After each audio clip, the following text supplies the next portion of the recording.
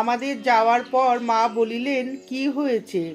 রাধু তখন কাঁদিয়া বলিল, দিদিমণি আমার জন্য এমন সুন্দর শাখা নিয়ে এসেছেন, সেই শাখা আমার হাতে উঠছে না, ছোট হয়েছে।